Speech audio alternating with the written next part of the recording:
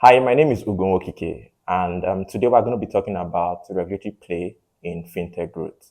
And when I talk about regulators here, I don't necessarily mean a specific regulator. I mean multiple regulators and the government within a country. So not necessarily just the central bank. It could also be the Capital Market Authority. It could be the Securities Exchange Commission. It could be the Insurance Commission and the likes. So we're looking at how these different regulators have impacted the fintechs. The lessons we're going to be learning is would consider their approach in the fintech sector and how the decisions they've made so far has influenced the sector. We'll look at the reason for their decisions or their approach, the benefits of those approaches, what they did well and what they didn't do well. And overall, out of all these lessons, it would help you either as a fintech entrepreneur or as a lawyer in a fintech business advise your company in making the appropriate decision on where they think or the location they think they want to operate or launch their product, and how that decision will affect the product that they intend to launch within a particular location. What is the support they believe they would get from those regulators or the government within that location? And this is significantly very important because even as you scale, the approach of the regulators within the sector and the kind of product you decide to deploy based on regulated terrain within that sector has a massive effect on your growth. Over time, I noticed that there's a flawed thinking around uh, the concept of regulation in a fintech space. And I tell people, basically going back to the basic, is that as an entrepreneur, you believe that you have a good product that will take you from zero to one or take the customer or even the economy from zero to one. But you forget that you're in a sector that is heavily regulated. And why is this heavily regulated? If the major thing is to understand that you're not dealing in bread, neither are you dealing in even mobility or agriculture. You are dealing in a business that the end product is actually money, people's sweat. And the entire concept of money flows from sovereignty of a country, the sovereignty of the state. And the value is given even out of regulation. And the risk basically without regulation in this sector is that you would be able to fully handle people money without any necessary oversight. And that in itself is looming. I'm not going to give anybody my money to hold for me, talk less of someone I don't know, without knowing that there's some level of certainty in the market. And so, either as an entrepreneur, when you think about a fintech business as your next business or your next idea, you don't isolate the fintech business to just the technology or the invention that you're going to be releasing or the innovation.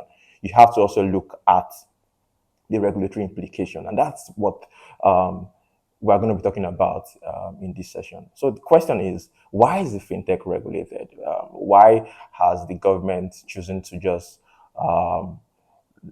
not overlook this sector, basically? And the simple answer is that it's because it's a financial service sector where you deal with people's money. And I think over time, globally, people and the government have suffered from the lack of regulation. Now, I think about the late 90s to the early 2000s, we saw the global financial crisis. And the effect of global financial crisis was that customers' trust were eroded in the financial services sector as certain institutions who were deemed too big to fail had lost consumer trust. The crisis led to loss and erosion of customers' funds, and it affected the integrity of the financial services sector. And with that, creates some level of skepticism in the market by the regulators. Now, regulators started to release different guidelines, different banking regulations. There were a lot of conventions like the Basel Convention, which led to different prudential guidelines around how financial service sector had to handle or deal with customers' funds. There were adequacy ratios, there were capital reserves and things like that, just to create some level of stability. But an interesting thing about it is that while different regulatory approaches were being drawn or different guidelines and regulations were being drawn, a new entrant began to come into the market. This new entrant are what we call today fintech. They identified new technologies and they exploited it. They were also able to exploit the weakening consumer trust within the sector and the reduced business trust on the existing incumbent bank. Incumbent banks here are like the traditional banks. And they were able to create a defined or unique solution that increased or had a better experience within the market. And the truth about it is, while it was interesting to see their growth so far, the regulators had keen interest within the sector. At one hand was the fact that there was a looming risk, a risk aversion that came from the global financial crisis, and at the same time was also the interesting fact that these fintechs were engineering a new sort of consumer trend and also boosting confidence back in the financial services sector. One of the unique things that is or that fintech generally had brought or still brings to the market was that there was now increased competition between incumbents. There were more innovations, and with innovation comes, should I say, more competition in the market. Basically, there was an effective and efficient experiences in terms of user experience, in terms of customer engagement, and there was improved or increased financial inclusion. Sectors started moving from a physical person to person, cash based, to more digitalized, to more contactless means of exchange by the introduction of fintech. But the truth about it is that why they pose all these advantages, there was some increasing risk because the fintech were changing the existing order, and with that came some systemic risk or concerns in the market. You ask me why, I will tell you. For instance, that take a look at the Silicon Valley Bank issue, or even like the fall in cryptocurrency, and see how that has affected the market globally. So those are some of the systemic risks that we'll talk about today. Another thing to note is that there was increased customer trust. And with the increase in customer trust, basically, we now trust them with our money. I'm talking about the fintech businesses. We trust them with our data, we trust them with our privacy. We just believe that they're going to protect us. Some people arguably trust them with their life when you talk about insurtech. And regulators had to find a fine balance between ensuring that innovations by entrepreneurs were still being disruptive and creative, but also to ensure that customers and investors' confidence and trust in the financial service sector would still be there. And so this is one of the reasons. Another reason is that there's still a looming fear, considering that it's just over a decade since the global financial crisis. And statistics even says that the next source of systemic risk would most likely be caused by fintech, and that they may actually eventually trigger an economic collapse, which still goes back to some of the examples we've given within the sector, what we've still seen today, and how that risk continues to increase over time. Imagine or amplify that where there is no regulation, and you would see that it increases the need for more regulation, or the need for regulation, not necessarily more regulation, but like need for regulation and the reason behind regulation in the sector. When you add these concerns, the concerns around the potential impact that fintech poses or that fintech has posed over time, and you combine the fear or concern that if left unregulated, it could potentially lead to the next source of systemic risk in the financial service sector globally, and you look at the general operational process of a fintech, the fact that it's new, the fact that the regulatory lines continue to be blurred around how they operate, the fact that inherently the aim of a fintech is to scale globally. Adding all these concerns requires a need to ensure that the regulators protect the sector in some way to just provide some level of confidence and trust in the market. And the truth about it is that the regulators continue to find how or to approach or effectively exercise good oversight over the sector. There's still a challenge, and initially there was a major challenge around determining what industry some of these fintechs would fall into. And when I say what industries, for instance, not all fintechs are going to fall under the CBN ambit as a finance ambit. Not all fintechs will fall under the security exchange, for instance. So understanding the sector that they fall into, we have like property tech, prop tech, we have like investments, and we have lending, we have payment, we have digital banks, we have distributed finance, we have data aggregation and open banking. So like defining those different industries was one angle. And even worse is now categorizing the different services and where they would fall into within their industry. So for instance, let's streamline further into like fintechs as relates to the CBN ambit or the central bank ambit. And you find out that we have payments, we have digital banks, we have lending, right? So first was keenly was finding how the different industries, and secondly was identifying the different services and categorizing them, basically. So some of those things were the challenges that regulators faced, and that kind of affected how they approached regulating the sector. And some of them in that, should I say, um, within that period and within that time, what happened is that we've had different engagement by regulators across the continent and even across some sectors specifically. So you have some regulators that decide to be inactive and just allowed the the fintechs to operate as they desire, and then you have some that have decided to err on the side of caution. And what that meant was that it had sectors that were either over-regulated, and the impact of over-regulation actually is that it could stifle growth or stifle growth, because it means that entrepreneurs will not have enough funds to focus on research and development, and they have to start spending those costs on governance and compliance. But then the downside of under-regulation also is that it increases the risk to the consumers, to the investors, and the entire financial system, basically. So finding that right balance has always been key.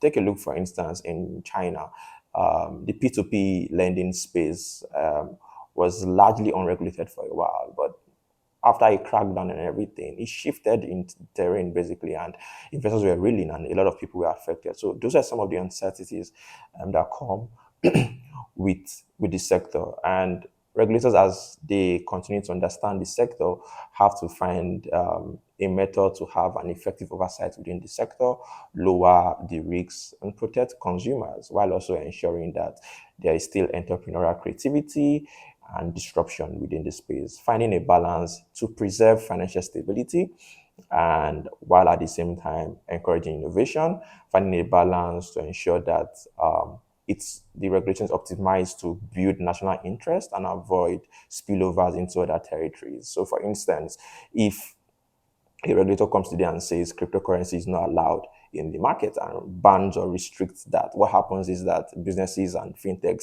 who are involved in cryptocurrency would have to move their markets and their operations to other sectors that enable or provide some form of encouragement within the sector. And so what we've just done now is just to understand or identify the reasons why regulators globally have decided or have continued to regulate the sector.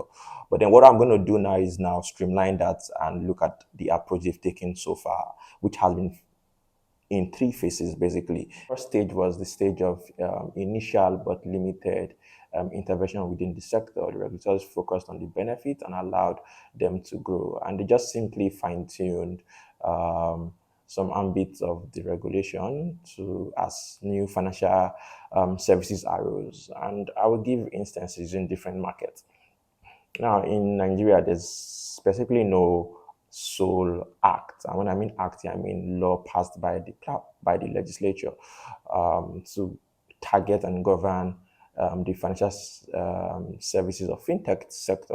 What we had, for instance, when you look at the CBN, was that different regulations have been created, and this just taken from like a beginner side, it's to say that I think there's no single on wall or one whole law, for instance, that govern fintech in Nigeria. And I think the best place to even start, if you're inquisitive around the regulation of fintech, will probably be the CBN guideline on electronic payment channels, and that's covered operations by a PSSP, that's a payment gateway, a switch, the issuer bank, the cards, and the like. And that was passed in like 2016 thereabout, and then updated to 2020. So that initial first stage, and when we say like the past 12 to 10 years, which would be at about 2010, 2012, wasn't much of, should I say, an overhaul of the existing regulations. If you look at Ghana, Ghana had its first Payment Services Act in about 2019. And then when you look at Kenya, the National Payment System Act was in 2011, and the regulation was 2013, 2014. So basically, this at this era, what has just happened was that there was not a direct, should I say, approach to tackling the fintechs. What they just had done was they created an enabling fora for them to operate, expanded some regulations to enable them come into that regulated terrain. And you may ask why.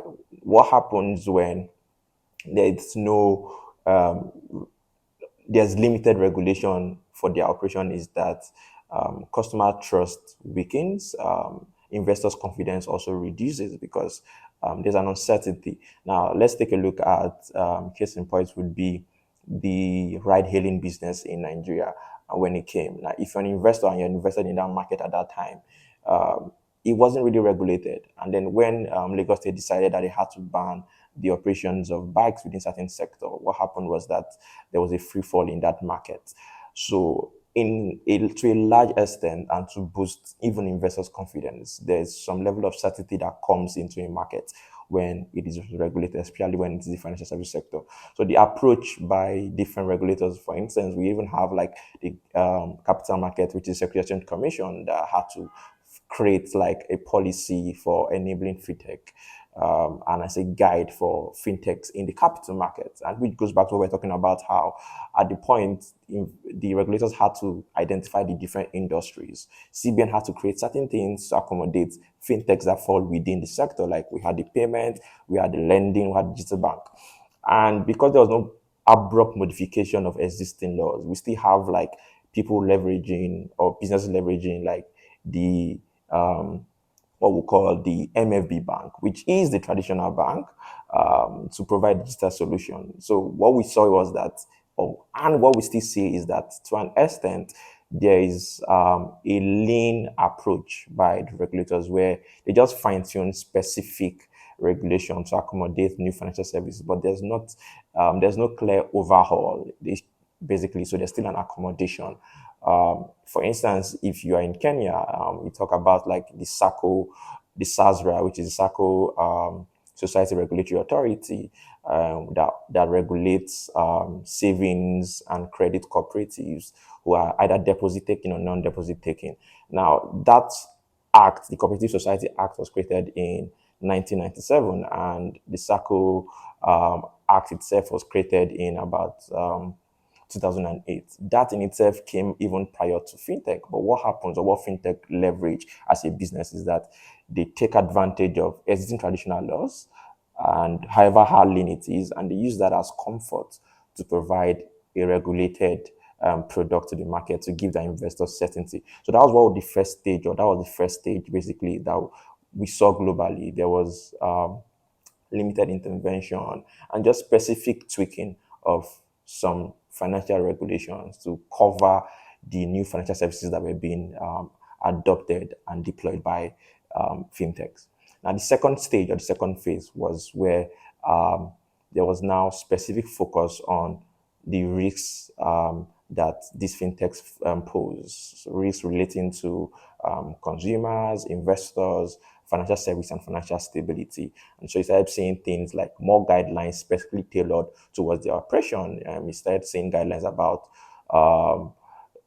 or information around cryptocurrency and the state of mind of the regulators towards cryptocurrency. For instance, in Nigeria, before like the clear abrupt crypto ban or clear cut crypto ban was a statement saying, beware that crypto is not perfectly regulated in the sector, and more like a caveat, basically, buyers be aware because the risk remains because it's not regulated. So whatever happens to your money, regulators have already informed you about it.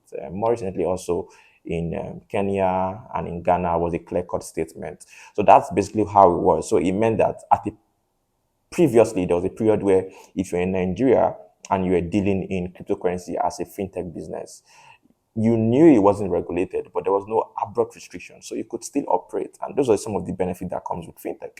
But then when that ban came into play, it meant that you can't directly operate because operating would not be in contravention with the existing guidelines. So what that happens, which goes back to what we talked about, ensuring that there's a balance in boosting national interest and avoiding or limiting spillovers to other countries. So what happened at that time was, with that limitation, we saw that global cryptocurrency fintech players had to move into other markets or had to find a way to engage in P2P just to ensure that they don't directly interact with the financial in the financial system. So those are some of the direct approach in the second phase. And then now in the third phase, we've seen specific response to this risk. The risk of financial instability, the risk of consumer protection, investors protection has now been specifically defined or responded to by different regulators. Now in the market, there was a point where there was no crowdfunding regulation, and then now, if you're talking about Nigeria, if you want to operate in the crowdfunding sector, you know that this is largely regulated by the Securities Exchange Commission. Um, if you are dealing in dedicated virtual asset, there were times when there was unclarity. I think SEC in 2020 released a categorization statement around regulating virtual assets, which cryptocurrency fell into. Then the CBN subsequently released another regulation, or should I say circular, with limiting or restricting it. So those are some of the overplays and, should I say, a little bit of friction in that sector at that point in time. But now where we stand, which is the third phase, where there's specific focus, there is more harmonization within or between the different regulators within the sector. So for instance, that why dedicated virtual assets can be regulated, the underlining angle to that dedicated virtual asset is the ICO part of it, the initial coin offering, or the blockchain part of it. But then the dealing in cryptocurrency itself still remains restricted in Nigeria. And if you go to South Africa, it's a different angle overall. There is more specific AML, KYC compliance requirement for fintechs or businesses dealing in cryptocurrency generally, and there's more accommodation there. But if you go to Ghana, there's still that limitation. When you go to Kenya, there's still that limitation. So it just begins to, like, and as an entrepreneur, you have to, and as a lawyer, you have to now begin to look at the kind of fintech sector you want to play, and what is the thinking around this, the regulators' approach within that sector. Now, not everything is even all gloom or gloomy, because I know, for instance, that in Nigeria, the Federal Ministry of Communication and Digital Economy, in about, I think, May, passed or created some form of, like, implementation and steering committee on blockchain, which was supposed to just enhance and create a system where the sector can be more involved in the deployment of blockchain within the industry. And also, when you look at the review, or should I say regulation, on the digital financial assets or virtual assets by SEC, it also shows you that to an extent there may be some level of concentration within that market that over time could open up. But then again, what we began to see was that there was more specific engagement or more specific response to this. So you have, like, the Money Laundering Act now of 2022, which was, and the CBN regulation around AML, combating terrorism financing, countering pollution financing and the likes, of 2013, are now updated to 2022. So, like, there were specific regulations around that just to ensure that there's financial stability in the market. You have things like capital requirements. So there was a period where MFBs, for instance, could have as low as 20 million, but then now a minimum or unit MFB has to be 200 million, and then 1 billion and 5 billion. There was a point where there had to be an increase or review of the mobile money operator to 2 billion. There's now clear-cut capital requirement for those in the payment sector. If you are a PSSP, you need about 200 million. If you want to be a switch, you need about 2 billion and the like. So those are some of the things that spoke specifically to the risk, because when there's more capital, it means that there's more confidence in the market, which increases consumer trust, increases investors' trust. So these have been the different approaches have been taken over time. Interestingly, in Nigeria to date, there's still no specific act on other African countries that speak specifically to the payment sector, the fintech sector, as it relates to the financial services. And when I talk about financial services, I'm talking about the central bank purview or oversight, like we have in other markets, like in Kenya, where you have National Payment System Act, or like in Ghana, where you have the Payment System Services Act that speaks specifically more like to the fintech. What we have in Nigeria has still remained fragmented and has still been more of guidelines and circulars. But I still think that to an extent, the Nigerian Central Bank still has been the faster and more innovative, should I say, regulator in the African market when it comes to the operations of fintech. So I think that also helps you as a fintech when you now want to make a decision on the environment, the jurisdiction that you want to operate, because you want to see how proactive the regulators are in that sector, how accommodating they are, and also how stable their regulations are to enable you think about both long term and short term as you deploy your product. Now, this takes us to the third point, which is the most crucial point. Like from the little bit that we heard and we understand, how do you make a decision on where you want to launch your product, which country, and that basically should be based off, or as you make a decision on that, it should be based on the regulatory environment within that location, basically ensuring that it doesn't confine or stifle innovation. So, a good sector is a sector that is adequately regulated but enables entrepreneurs to be innovative and for the innovation to flourish.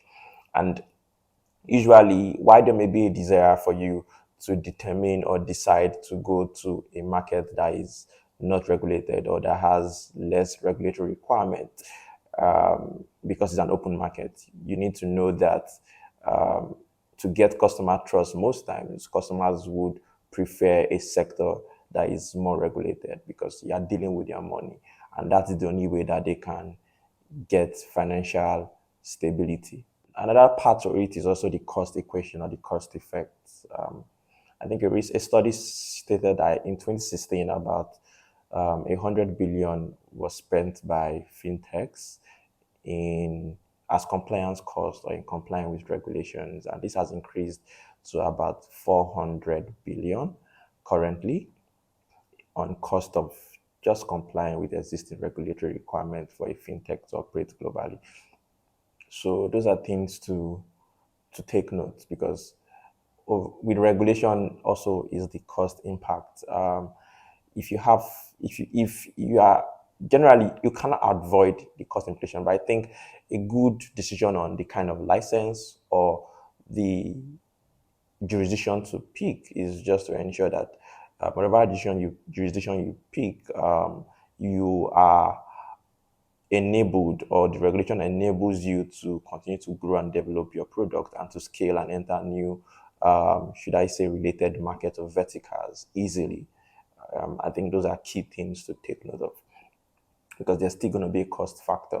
And another thing about that consumers, that entrepreneurs have seen over time, is that it's usually difficult to get customer trust in this fintech sector generally. Now, fintech or customer trust is not even around or about the numbers of volumes of subscribers that you may have, because you may have used subscribers but they're not active. So the revenue per customer or per user is low, and that's very important, because if you are a digital bank, for instance, or a new bank, you are looking for customers who are actively dealing and depositing or keeping their money with you, because that's when you can use that to improve or get more return on investment, basically.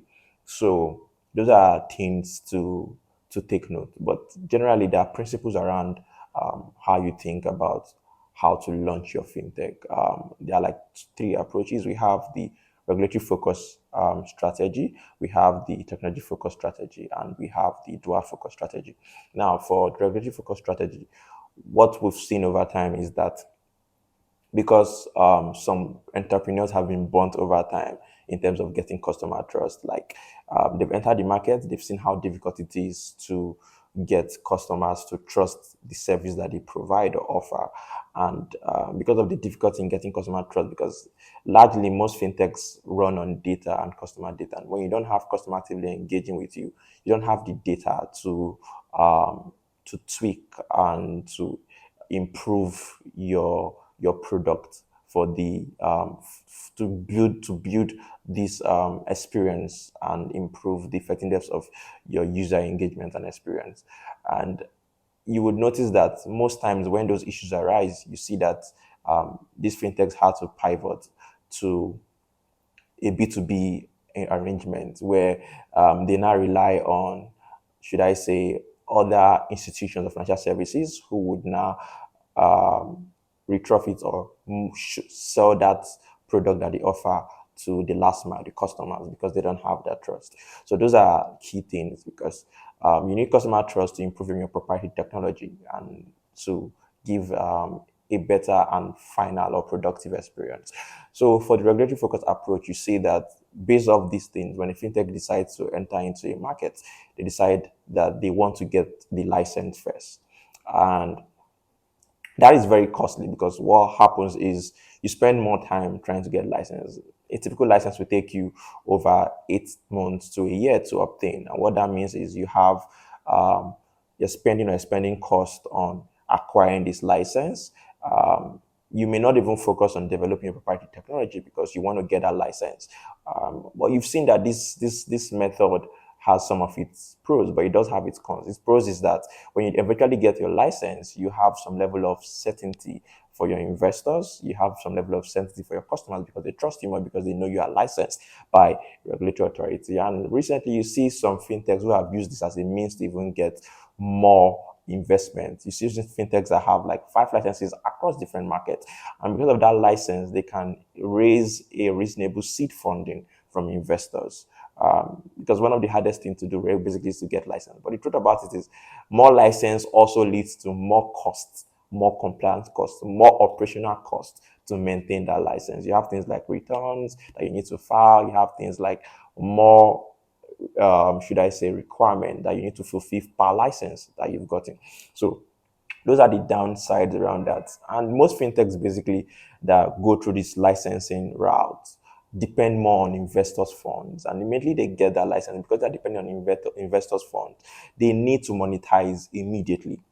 And because they need to monetize immediately, they begin to focus more on expansion growth versus building a core infrastructure proprietary technology. And that may or may not be the best approach. Now, the second approach that most fintechs take is the technology focused approach. What they do is they rent a license basically because it's easier. You get a rent license from a third party, you leverage a third party license, and you enter into the market. The downside to that is while it's fast or provides speed or delivery to market, there's still a concern of consumer trust and customer trust. And what that means is you may not get the appropriate data you need to beef your entire product experience and even brief your proprietary technology. And secondly, when you eventually get into that market, there's more dependency on the partners. You probably can't scale as you want to scale because the partners have different restrictions. The partner product in itself has different latency and you depend on that partner to enter into the market. So the third approach, which I think for me is the best approach most times, but still costly, is the dual focus approach, meaning that you have to be ambidextrous. Basically, have a team that is focused on getting the license, while you have another team that is focused on building your proprietary technology hand in hand. And the beautiful thing about it is that with that, you can also license that proprietary technology to like other B2B businesses to leverage while you are still pushing for your license. But this in itself is more like a first way, still more expensive because you are paying for two different costs, the cost of license and the cost of building your proprietary technology. But the incentives here and the ability to access customers' data, the ability to also license that like technology to third parties, provides its own benefits to the market. There is really no best approach. You just need to be able to determine or design the regulatory environmental terrain within which you want to operate, and the applicable license that specifically to the product that you intend to launch, and then you use that to navigate. Um, in each market, interestingly, is that there are certain use cases that are less regulated than the other. So it means that consumers traditionally are already used to that particular use case of product not being overly regulated, so they are open to it more. And so even when you enter the market without a license, they are more open to deal with you. But then there are certain areas or certain sectors that are already heavily regulated, and when you enter without a license, you raise consume. There's less customer trust basically to deal with you. So you just those are things you need to understand, because um, it's better to enter without a license where the area is gray, but the grayness isn't, should I say, towards a risk. So, for instance, you have a fast mover advantage. For instance, say you were involved in cryptocurrency at the point where the CBN had not placed a ban, right? And you could get more businesses, but then over time when the CBN when over time when the, as the CBN placed a ban, it affects your business largely, right? So feeding back and understanding how the government would support you in a sector is very key. But then if you look at the MFB, for instance, where digital banks were able to leverage that to be able to hold customers' deposit, despite the fact that they didn't have multiple, or should I say, physical sites. Um, they were able to leverage some ambits of regulation, get a license, however lean, and leverage that license to ship their product. So they are like fine lines, basically. And then, interestingly, or you will look at SEC and look at like at the stock, should I say, the investment and stock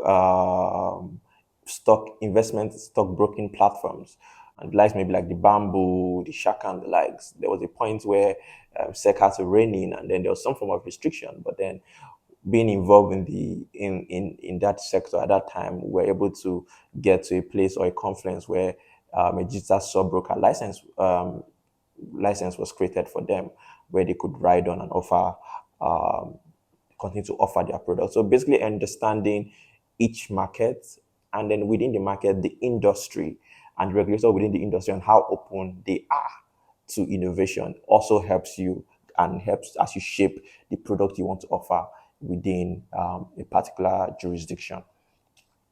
So now I think what we're going to now do is we would now see how different businesses have taken this approach.